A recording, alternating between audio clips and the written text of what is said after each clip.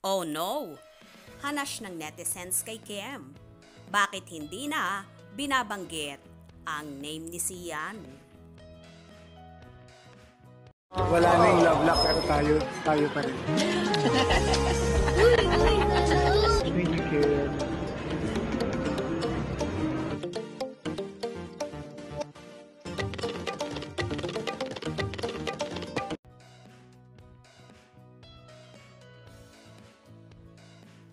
Marami nga ang naaalarma sa bali-balita dahil na rin sa mga patutsada ni Vice Ganda kay Kim Chiu.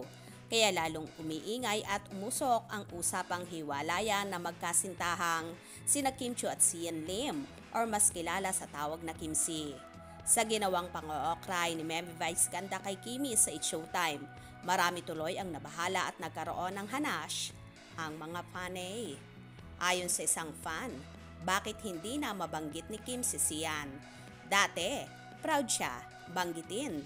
Puna ko lang, wag naman ako i-bash. Ayon naman sa isa, true. At sabi pa ni Vice, sino daw nagpapangiti lately kay Kim? Parang may alam tong si Vice. Pangalawang beses na to na ni Vice na asarin niya si Kim about sa personal niyang buhay. Dati sabi ni Vice, may gusto daw batiin si Kim. Tas sabay biro ni Vice na shoutout na daw ni Kim, si Victor. Sino nagpapangiti sa'yo lately? Ako! Siyempre mga pamilya ko, kamag-anak ko. Hello. Napaka-uwi! Wow, kulang po ang blush ko napunta sa noo. Meron ka bang gustong batiin? Hello! Excuse me lang anak, sandali lang. Hindi! Uy, balik tayo dito kay Ben! Ayon pa nga sa isang fanay, ako din, nahihiwagaan ako kanina sa pagsabi ni Vice. Sino daw nagpapakilig kay Kim lately? Dati naman diretsahang sasabihin ni Kim ZZ. Ayon naman sa inasa, sino kaya? Baka si Victor. True, feeling ko, Kim Pao is real. Narito ang ilan pang hanash at patutsada ng kanilang mga supporters.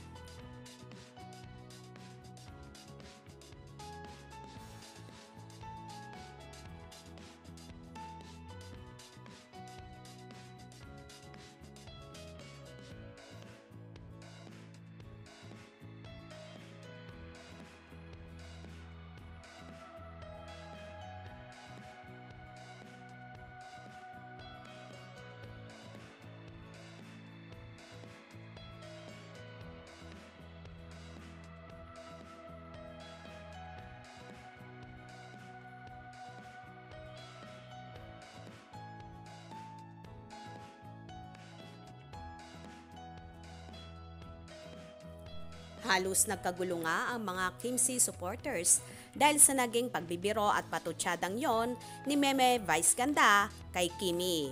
Ano nga ba talaga ang totoo? May pinagdadaanan nga bang gusot ang Kim Si? Sana, kung meron man, maging maayos agad ito at nang magkasama na ulit sila at magkabanding. Tiwala lang tayo, for sure, maaayos din ang lahat sa Kim Si. Hope you enjoyed. Please subscribe for more info.